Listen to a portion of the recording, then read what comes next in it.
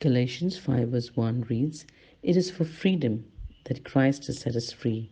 Stand firm then, and do not let yourself be burdened again by the yoke of slavery."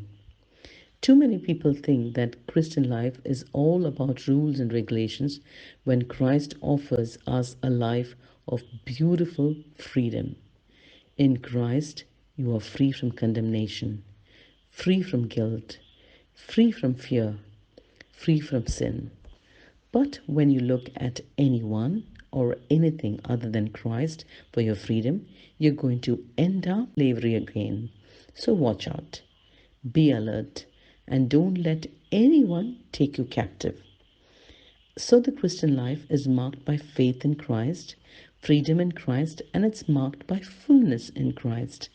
Colossians 2 9 to 10 reads, "For in Christ all of the fullness of the deity lives in bodily form, and you have been given fullness in Christ, who is head over every power and authority." All the fullness of God lives in Christ. This is a remarkable statement. All the fullness of God, not just God's attributes, but His very essence, not just part, but all. All that marks God as God dwells in Christ. This verse echoes Colossians 1:19, which said, "God was pleased to have all His fullness dwell in Him." But Colossians 2:9 comes out even stronger when it says, "All God's fullness dwells in Christ in bodily form." Paul says, all God's fullness dwells in Christ bodily, or all the fullness of God lives in Christ. Not only that, Christ also is the head over every power and authority. Now, this certainly includes earthly powers and authorities.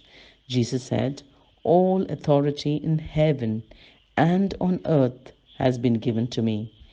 Matthew 28, verse 6. And Paul is probably thinking about spiritual beings once again, as we found in Colossians 1:16, where he spoke about spiritual beings as thrones, powers, rulers, and authorities. All these powers and authorities were created by Christ, and all these powers and authorities are subject to Christ. Earlier in Colossians, we saw that Christ is the head of the body, the church. Colossians 1:18. Now he's the head over all spiritual beings as well. When you live in Christ, you do not need to fear anything, because all the fullness of God lives in Christ, and Christ is the head of every power and authority. And then there is one more part of this remarkable statement. You have been given fullness in Christ. Christ lives in you. All the fullness of God lives in Christ, and therefore you have been given the fullness in Christ. We read in John 1:16, "From the fullness of His grace we have all received one blessing after another." In John 10:10, Jesus said, "The thief comes to steal and to kill and to destroy. I have come that they may have life and have it full." Paul prayed to the Ephesians that you may be filled to the measure of all the fullness of God. Ephesians 3 verse 19. Paul's point in Colossians is this: why given to the hollow and empty philosophy of the false teachers when you have been given the fullness in Christ? You have already been filled.